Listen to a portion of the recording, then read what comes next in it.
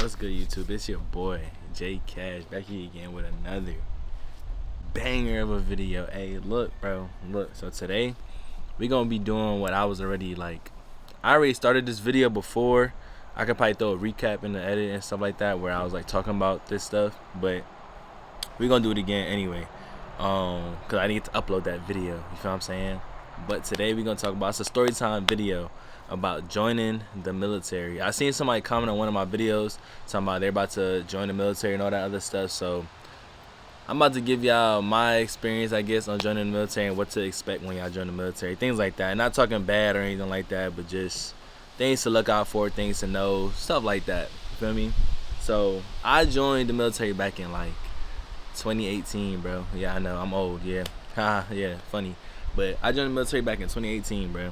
And I remember the day that I joined, like, I had to go get a waiver. Like, it was a whole thing. Like, you know, you had to go through MEPS and do all these other things and get these physicals done and all the other stuff. Basically, like, my vision was bad and shit like that, so I had to go get a waiver for my vision. And once they cleared me for that, I was good to go. So, you know, in the back of my head, I'm kind of like, bro, I don't even want to do this. Like, this is not something I want to do, but whatever. Like, I just want to get away from home kind of thing. So I'm like, bro, just suck it up. Like, just pause. Just, like, do what you got to do. So, doing all that stuff, going through it, whatever. And then finally we get shipped off. We get shipped off to where I'm going. Or not where I'm going, but like the, you know, yeah, actually, yeah, where I'm going. Can't remember. It's been so long. 6 years, but it's a long time. But I get shipped off to where we're going, and I went to like Fort Leonard Wood, like Missouri kind of area. So we get shipped off there, and the first thing they do when you get there, like they get you off the bus, and they're like, take your phones out and like call your parents or whoever, and let them know you made it safe. And once you say that, like they're gonna put like something on the screen for you to read. Once you read that or whatever, hang the phone up. Like, don't say nothing else, just hang the phone up. That's what they're gonna tell you to do.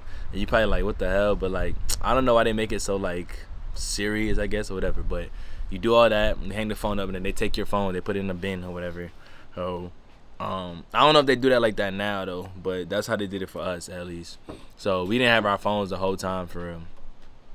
So you go through like that like in processing area, where that's where they like shave your hair and like get you, you know what I'm saying, give you uniforms and like all that stuff. They give you all this gear and everything, all that stuff that you got to carry with you, bro.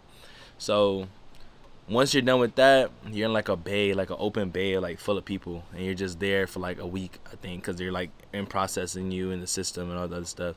There for like a week, and once you get done with that, they pretty much the drill sergeants come and pick you up from like where you're at. So you get in, you go outside, you sit like under like an awning kind of thing, like a triangle kind of thing, and the drill sergeants come, they form you up and everything, and they tell you to like get on the buses and stuff like that. So when you're on the bus, and I'm telling you this is from my experience, I don't know how they do basic now, but this is from my experience. Get on the bus, and they say put your heads in your bag, like you got this big duffel bag, and you're like putting on your head like this, and they're like put your heads in your bag and don't look up, right? So I think what they do, they drive around like a couple times to like make you feel like, you know, like you going somewhere far, but really it's not that far. And then when you finally get there, bro, this is when I was like, what the was I thinking, bro? Like, this is where I thought this. Got on the bus, the drill sergeant got on the bus, and he was like, everybody get the fuck off the bus. And like everybody was like rushing to get off the bus and everything. So I'm like, damn, like what the fuck? So I'm like, why you gotta talk to us like that? So more of the story, I'm like, cool. Get off the bus, we grab our bags and everything, we running with our bag. We got 2 duffel bags, bro. I'm running. Like, you could imagine how the small people felt, bro. 2 big ass bags, yeah. Running with them. So they tell us like damn, I got bit by a mosquito, my bad. But they tell us like put all the bags in the middle of like a area, like it was like a little grass area. They was like put all the bags there, and then come over here, like whatever. So we all threw our bags down, like nobody knows anybody there. Mind you, nobody knows anybody there. So we all throw our bags down, and they're like they tell us to come over here, and we like standing there like position of attention where it's like stand like this, and they like what they say, they pretty much was like, all right, like go find your bags now, cause like you guys are losing accountability of your stuff pretty much, bro. So they let us go again, and it turned into chaos again, bro. Like everybody started rushing everywhere. Like everybody started running around trying to get their bag and stuff like that. And nobody knows no names, so bags are just getting thrown everywhere, trying to find their own bags and stuff like that. And then drill sergeant will call you back. He's like, "You still didn't get your bag?" Like it was so much. And then we going running upstairs with bags, like doing. They call this like the shark attack. You know what I'm saying? Like I don't think they do this no more though. They don't do this stuff no more. So it might not be the same for y'all, but when I was going through it, they did it for us. You feel me? So, more of the story, like going through basic. Basic was cool for the most part. Like it was a little annoying, like having to wake up all the time and like getting smoked and shit like that. But like it builds like a character kind of thing. Like it gets you right, like physically and mentally. It gets you right, bro. And of course, after you finish your basic training, you're gonna head to like AIT, which is like I don't know what AIT stands for. I'm not gonna lie to you, but it's basically school for the job that you pick. Depending on your job, you're gonna go to different bases. I went to Fort Gordon because I was like a signaler IT person, so that's where I went, and that was the most fun I had for real. Like since obviously after basic, that's the most fun I had for real. And then like it felt like a college, bro. Like everybody was like, I got there, people were like playing music and like mad loud and stuff. I'm looking like, oh, like people gonna get in trouble, like you gonna get in trouble, bro. And like when we go to like the DFAC, that's another thing. The DFAC is like where you dining facility. So when you in basic, you got to do this thing where you like this and you like step, like one at a time, bro. You gotta like pick up, put, step, pick up, put, like that, bro. And then in AIT, nobody was doing that. So I'm like, oh, like we about to get smoked. So some dude walked up to me. He's like, "You knew?" I was like, "Yeah, bro," but I'm like, I'm not trying to hang with them. Like they doing too much, whatever. He like, "Bro, trust me. Like you gonna be the same way in a little bit." He wasn't lying, bro. He wasn't lying. Like maybe a couple weeks in, I started doing the same thing. Like I just stopped caring. When I see all the new people coming in, I'm like, oh yeah, they gonna be like the basic training, like how I was, kind of thing. Bro, AIT was so fun. Like we used to be playing ball every day. I don't know what we used to be. We just used to find things to do, and then they had this little thing called like an IT center where you could like go and like party basically, bro. No liquor and stuff like that, of course not. But like you got like dominoes and all that. Like you could just party, bro. And it was cool. Like honestly, like AIT was low key cool until like towards the end it started getting a little crazy. But that's when I was leaving, so I didn't really care. But AIT, it just depends on where you're at, like how AIT is gonna be. Basic is the same for everybody. And then this is where it gets serious, bro. When you get to your unit, bro, your actual duty station, this is where the real army like starts, or the real military, whatever you want to call it, starts, bro.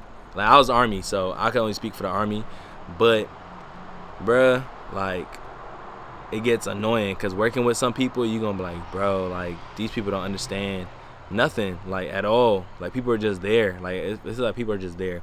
But like being at the unit and everything like that, like it's a love-hate relationship with the military. You know what I'm saying? Like I loved it for some for some things, like the people I met, you know, the things we went through together as like a, you know, as a group, you know, going to the fields, like going to the ranges, just little things like that, doing dumb things throughout the day just to like kill time, I guess you could say. But the military, honestly, bro, like if you don't have nothing else going right now, bro, and you're like trying to find a way out, I would suggest you do it, bro. You know what I'm saying? Like I got out now. I'm out. I did my 6 years.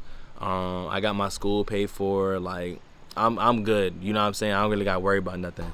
So if you really want to go to school and things like that, bro, I personally think it's something that you could do for like 3 years or something like that. Just go. You don't know what you want to do. You're gonna have consistent money in your pocket when you're doing it. Like financially stable, pretty much. Like you're gonna be good. So I would tell you to try it out. Like honestly, like of course sign like the smallest contract you can. But if you really don't have nothing going, I'm not gonna tell you it's not a good idea, but it's not the best idea to stay in the whole 20 years. You know what I'm saying? But that's like a personal thing. Like if you want to stay in 20 years, by all means, I'm not telling you not to stay in 20 years. I just know I couldn't do it. but somebody else out there might love it and just want to do it all day. But me being at my duty station, like I said, I was in Texas. I got deployed to Europe. I explored Europe. After Europe, I went to Korea. I was in Korea. Yeah, I was going crazy in Korea. I ain't gonna sit here and cap. Like, I wasn't going crazy as like a bad thing, but like Korea is so cheap compared to the States, bro. But if you ever get Korea, like, just go out and explore Korea. Like, explore Asia, explore, but that's another story. If y'all want to hear about Korea, let me know in the comments down below. But I'm not gonna hold y'all for too long. I just want to give y'all a little, you know what I'm saying, a little insight of what's going on in the military, things like that. But if y'all do like videos like this, like story times and stuff like that, I got a lot of stories in my head. So if y'all want to hear some story times, make sure y'all like, comment, subscribe, turn that post notifications. Y'all already know what the deal is. It's your boy J Cash. You gonna get up out of here. Yeah.